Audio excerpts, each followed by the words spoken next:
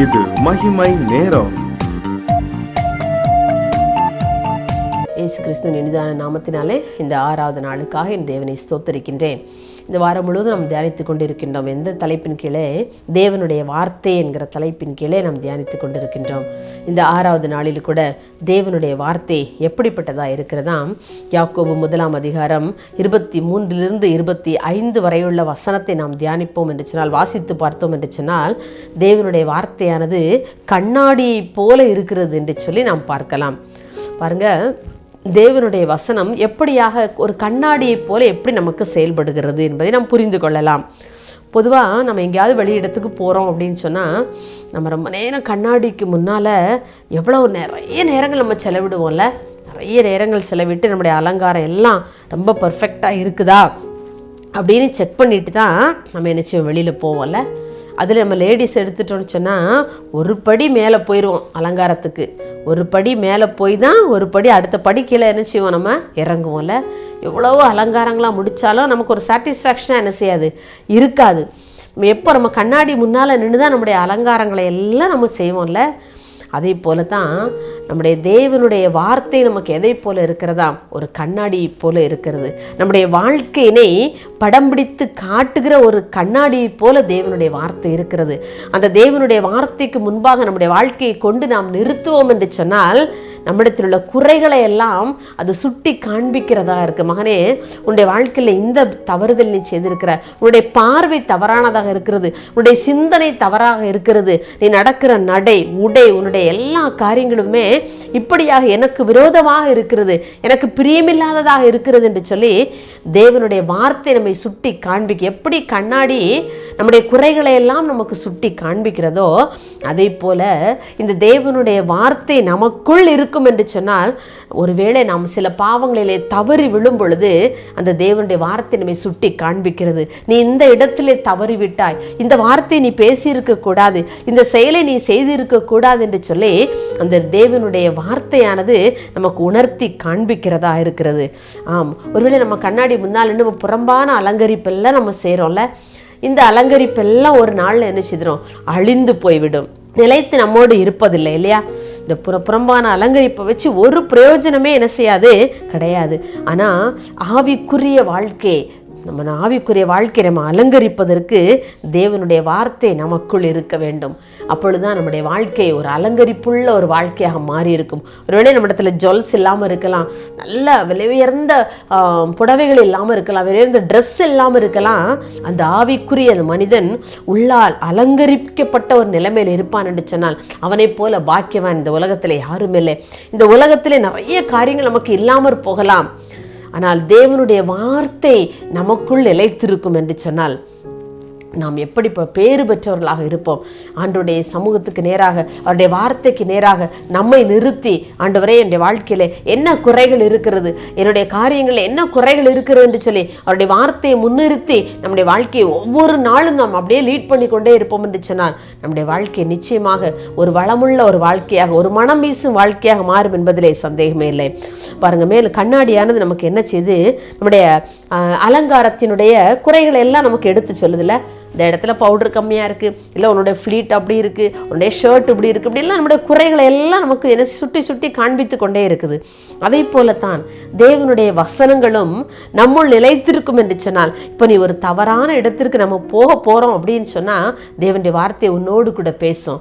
மகனே, நீ இந்த இடத்துக்கு போகாத, நீ இந்த காரியத்தை செய்யாத, நீ அவனுக்கு விரோதமாய் அல்லது அவளுக்கு விரோதமாய் இந்த காரியத்தில் நீ ஈடுபடாத, அவனுக்கு விரோதமாய் நீ பேசாத, உன்னுடைய பார்வை சரியில்லை, உன்னுடைய பார்வை நீ தேவையில்லாத இடத்தெல்லாம் பார்க்குற, தேவையில்லாத மனிதர்களை நீ கண்ணோக்குறாய் என்று சொல்லி இப்படி ஒவ்வொரு வார்த்தையின் மூலமாக தேவனுடைய வார்த்தை நமக்குள் நிலைத்திருக்கும் என்று சொன்னால், ஒரு கண்ணாடி எவ்வாறு நம்முடைய குறைகளை எல்லாம் சுட்டி காண்பிக்கிறதோ, அதை போல அந்த தேவனுடைய வார்த்தை நம்முடைய குறைகளை எல்லாம் நமக்கு சுட்டி காண்பித்து நம்மை நல்வழிப்படுத்துகிறதா இருக்கிறது. அருமையானவர்களே, என்னுடைய தவறுகளை எல்லாம் சுட்டி காண்பிக்கிறது இந்த தேவனுடைய வார்த்தை தான். ஒவ்வொரு நாளும் கூட நான் ஆண்டவருடைய சமூகத்தில் உட்கார்ந்திருப்பேன். காலை வேளையில எழும்பி அவருடைய சமூகத்துக்கு நேரம் உட்கார்ந்து ஆண்டவர் அவருடைய வார்த்தைகளை எல்லாம் தியானித்து அவரோடு கூட உறவாடி என்னுடைய வேலைகளை செய்து முடித்து மறுபடியுமாக என்னுடைய பள்ளி வேலை எல்லா வேலையும் முடித்து படுக்கைக்கு செல்லும் முன்பதாக நான் ஆண்டவருடைய சமூகத்தில் அமர்ந்திருக்கும் பொழுது அநேக தேவனுடைய வார்த்தைகள் என்னோடு கூட பேசுவதை நான் உணர்ந்திருக்கிறேன்.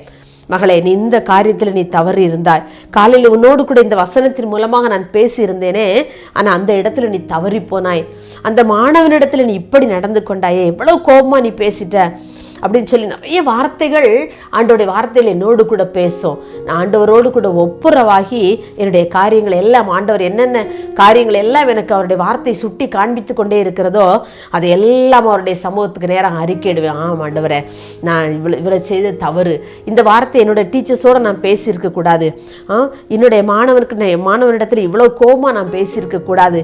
அப்போ இப்படியெல்லாம் சொல்லி என்னுடைய சின்ன சின்ன தவறுகளை எல்லாம் நான் திருந்தி கொள்ளும்படியாக அநேக காரியங்களை ஆவியானவர் தம்முடைய வார்த்தையின் மூலமாக என்னோடு கூட பேசுவார். ஒவ்வொரு நாளும் நான் ஆண்டவருடைய சமூகத்திலே என்னை முழுவதுமாக ஒப்பு கொடுத்து விட்டு நான் நித்திரைக்கு சொல்லுவேன். என்ன சொல்லுவேன்? ஆண்டவரே, ஒருவேளை நித்திரையில என்னுடைய உயிர் பிரியுமானால் நான் உம்மோடு கூட இருக்கணும்ப்பா. அந்த ஒரு பாக்கியம் தான் எனக்கு வேணும். நான் ஒருவேளை என்னுடைய குடும்பத்தினரோடு கூட இல்லாமல் நான் தனியா இருக்கலாம், ஆனால் என்னுடைய உயிர் இங்கே வச்சு போனா கூட நான் பரிசுத்தமாய் உம்முடைய முகத்தின் மேல் நான் உம்மை நான் பார்க்கணும். நான் இங்கே கண்ணு மூடி அங்கே திறந்துக்கும் போது நான் உண்மை பார்க்கணும்ப்பா. அது ஒன்றே எனக்கு போதும். என் வாழ்க்கையில் இது பரிசுத்தம் மட்டும் எனக்கு போதும். உங்களுடைய வார்த்தையை அனுப்பி என்னை ஒவ்வொரு நாளும் என்னை பரிசுத்தமாக்குங்க. என் வாழ்க்கையில கண்ணாடியை போல உங்களுடைய வார்த்தைகள் என்னை நிலைத்திருந்து என்னுடைய குறைகளை எல்லாம் எனக்கு சுட்டி காண்பிக்கணும்னு சொல்லி ஒவ்வொரு நாளும் அவருடைய பாதத்திலே காத்திருப்பது உண்மை. அப்படி உங்களுடைய வாழ்க்கையில நீங்களும் காத்திருங்கள். தேவனுடைய வார்த்தை நிச்சயமாகவே உங்களுக்கு ஒரு கண்ணாடி எவ்விதமாக நம்முடைய குறைகளை, நம்முடைய அலங்காரங்களில் உள்ள குறைகளை எல்லாம் சுட்டி காண்பிப்பதை போல தேவனுடைய வார்த்தை உங்களில் நிலைத்திருக்கும் என்று சொன்னால் நிச்சயமாக நம்மிடத்தில் உள்ள குறைகளை, அவருக்கு விரோதமாய் செய்த தவறுகளை, பாவங்களை, மீறுதல்களை நமக்கு சுட்டி காண்பிக்கும் என்பதில் எந்த சந்தேகமே இல்லை. என்னுடைய வாழ்க்கையில சுட்டி காண்பிக்கிற வசனங்கள் உங்களோடு கூட பேசாதா? நிச்சயமாய் உங்களோடு கூட பேசும். அவருடைய வார்த்தை கண்ணாடி போல் நம்மை சுட்டி காண்பிக்கிறதா இருக்கிறது. அப்படிப்பட்ட ஜீவனுள்ள அந்த அழிவில்லாத வித்தாகிய அந்த ஜீவனுள்ள வார்த்தை நம்முள் நிலைத்திருக்க நாம் ஒரு நிமிடம் ஜெபிப்போமா?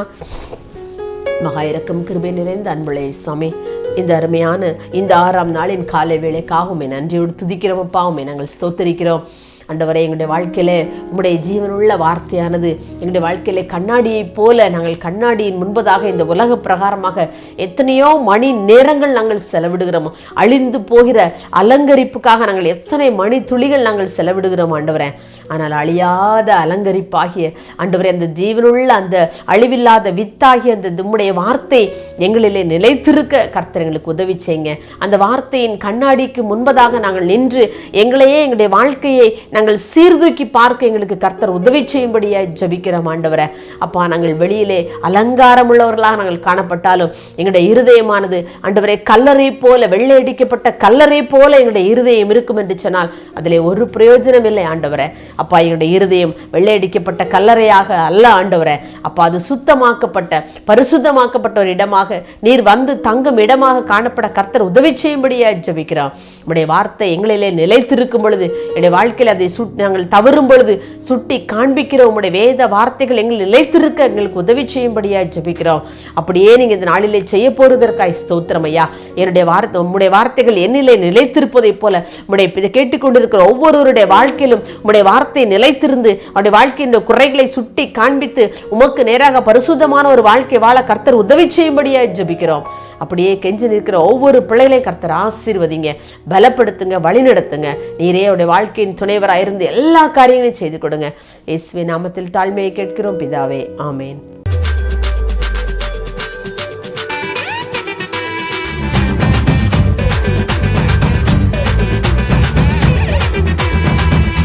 மகிமை மகிமை மகிமை